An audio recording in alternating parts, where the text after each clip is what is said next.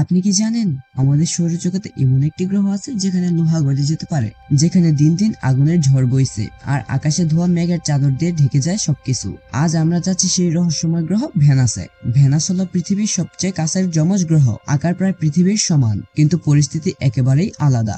বায়ুমণ্ডলে 96% carbon die oxide এবং ঘন ধোয়া মেঘ। তাপমাত্রা পৌঁছায় প্রায় 460 ডিগ্রি সেলসিয়াস। মাত্র কয়েক মিনিটের মধ্যে লোহা গলতে শুরু করবে, আর বায়ুচাপ পৃথিবীর গভীর সাগরের চেয়ে 90 গুণ বেশি। ভেনাসে বাতাসের গতি প্রায় 360 কিলোমিটার প্রতি ঘন্টা।